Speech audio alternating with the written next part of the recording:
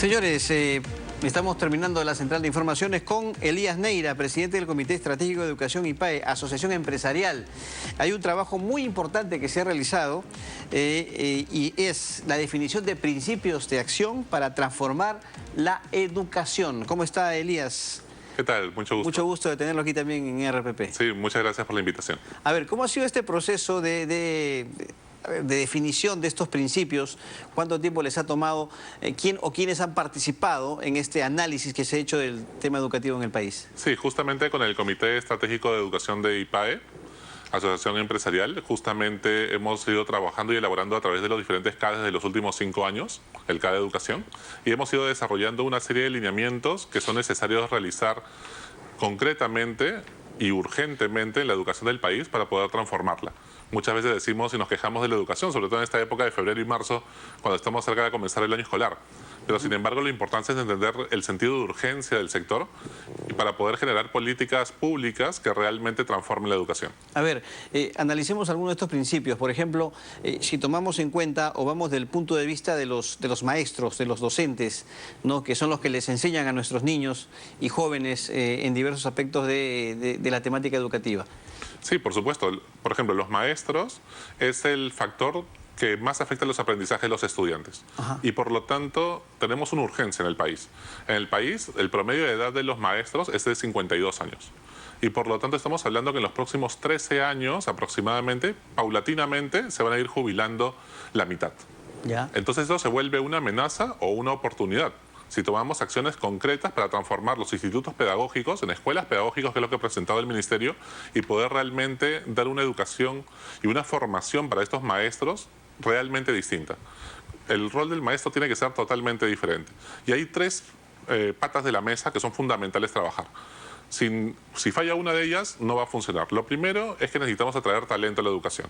Como digo, nos podemos quedar con la mitad de maestros reducidos y nos va a faltar maestros en los próximos años. Lo segundo es la profesionalización de la carrera docente. Y en esto la carrera pública magisterial ha ayudado muchísimo, pero hay que seguir trabajando en una nueva visión de lo que implica el rol del maestro en el sector y en el aula. Y lo tercero es justamente poder también trabajar en la remuneración y que tengan un sueldo cada vez mucho mejor para poder atraer este talento a la educación. Claro, recientemente se ha dispuesto un bono de incremento, pero me parece que es... Sí. O sea, si lo comparamos con otros países de la región solamente. Sí, exactamente. O sea, saludamos estas iniciativas y estos esfuerzos porque realmente pues estamos hablando de cerca de 450.000 maestros en el país y eso es bastante. Pero realmente pues poco a poco se tiene que dar una política de que eso sea constante. ¿Por qué el promedio es de 52 años, me dicen, ¿no? ¿Por qué no hay un promedio con profesores más jóvenes? Sí, realmente tenemos solamente un 9% de maestros menores de 30 años. Y esto es bastante peligroso porque se ha desvalorizado la carrera docente. Todos hablamos siempre mal de los maestros y diferentes cosas y que esto no nos ayuda, cuando realmente es una labor encomiable. Hay muchos maestros excelentes. Justamente nosotros promovimos Maestro Excelencia, en las cuales hemos visto las historias de muchos maestros que han transformado la educación del país en cada lugar donde trabajan, en zonas rurales muy adversas incluso. Ok, a ver, ese es el punto de vista de los maestros. Y entre los principios establecidos, ¿hay alguno, por ejemplo, que tenga relación directa ya con el alumnado, con los jóvenes que reciben esas enseñanzas de los maestros? Por supuesto, no podemos seguir enseñando lo mismo. La educación se está transformando y en la era de la inteligencia artificial también esta educación tiene que ser distinta. Es fundamental centrarnos en, por ejemplo, en el desarrollo de habilidades socioemocionales. Actualmente tenemos un gran problema. En el país, cerca del 47% de los estudiantes sufren de acoso escolar, de bullying, como le llamamos. Y tenemos 39% que sufren de violencia familiar. Entonces estamos hablando que para muchos de estos estudiantes su vida es una especie de infierno en el cual así traigamos a los profesores de Finlandia a enseñar matemáticas, los estudiantes están tratando de sobrevivir y no le van a prestar atención en las clases, porque obviamente están sufriendo diferentes maltratos a nivel psicológico, emocional, etc.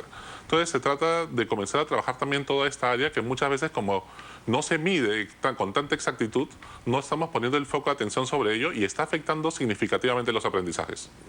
Otro elemento fundamental también es el foco en la primera infancia. Es fundamental la inversión. Heckman, Premio Nobel de Economía del año 2000, pues ya lo decía, lo importante y cómo realmente cuando uno invierte en la primera infancia, el retorno de inversión es mucho mayor que cuando invertimos. Y nosotros como Estado, el país, invierte inversamente. ¿Cuánto invierte en la primera infancia? En primera infancia se está invirtiendo menos de $1000, mientras que por estudiante se está invirtiendo mucho más en los grados superiores. Entonces, realmente lo que tenemos que hacer es cambiar completamente de atención. Exactamente. Por ejemplo, tenemos todo el problema de la anemia, ¿no? Un 40% aproximadamente de anemia en niños menores de 3 años, y que esto va a afectar toda su vida. Y esto, pues, es algo que vamos a seguir cargando como país los próximos 80 años, ¿no? ¿Qué otro aspecto se ha tomado en cuenta? A ver, puede ser ejemplo, la temática educativa propiamente dicha. Por ejemplo, a nivel del liderazgo también es fundamental poder trabajar en dar más autonomía a los directores. Los directores, al final, decimos que el proyecto curricular, el currículum es bastante bueno, es mucho más flexible, pero sin embargo después tenemos el CIAGIE que vuelve a lo anterior, en los cuales al final tenemos cosas totalmente estandarizadas para todo el país y que no permite la diversificación ni la contextualización de los aprendizajes, y que dejamos muy poca capacidad de maniobra a los directores, que al final terminan haciendo más documentación que otras cosas. Entonces es muy importante ver cómo podemos fiscalizar a los colegios que no cumplen las condiciones, pero que al mismo tiempo también a los que sí lo hacen, darles mayor autonomía y libertad para poder innovar. Muy bien. Y a ver, ¿se ha considerado también las condiciones de estudio, o sea, la infraestructura educativa? Sí, también es importante. No es lo más importante son los maestros, claro, pero también es importante justamente este elemento. Tenemos una brecha de 100.000 millones de soles, en las cuales también ahí hay que trabajar de la mano con el sector privado y también al mismo tiempo con las regiones para ver cómo podemos ir supliendo toda esa situación que obviamente al comienzo del año escolar vemos situaciones totalmente afectadas, ¿no? Como incluso los problemas que tuvimos con los cambios climáticos y la corriente del Niño en Piura, y que seguimos viendo con colegios totalmente afectados, incluso del terremoto de Cañete, ¿no? Entonces tenemos que ver también cómo se puede ir trabajando y desarrollando ello y unir sinergias con miras a que esto realmente pueda cambiar. Y que no solamente hablemos de educación o de la emergencia educativa en la cual estamos solamente en esta época del año, sino que realmente sea un tema que tengamos pendiente durante todo el año. ¿Y ha habido ya, para terminar, señor Neira, algún tipo de relación con el Ministerio de Educación para entregarle justamente esta propuesta, estos principios? Sí, constantemente con los distintos ministros hemos estado trabajando con miras a poder darle mucho más estabilidad al sector, y que consideramos que esos 18 principios son fundamentales, son las piezas que tenemos que mover para que realmente haya una transformación de la educación del país, y trabajamos muy de la mano también con el Ministerio de Educación con miras a estas políticas públicas. Muy bien. Elías, muchas gracias. Muchas gracias. Felicitaciones por la labor y por esta definición que es fundamental. Ese es un sector que es básico para el desarrollo del país, la educación. Muchas gracias a ustedes, y la idea es que todo estudiante en este país pueda desarrollar su proyecto de vida. Muy bien, muchas gracias, Elías Neira. Señores, 3:36, hasta aquí llegamos. Ha sido un placer estar con ustedes en la Central de Informaciones. No se mueva de la programación de RPP de Televisión y, por supuesto, de nuestras otras plataformas informativas. Gracias, será hasta mañana.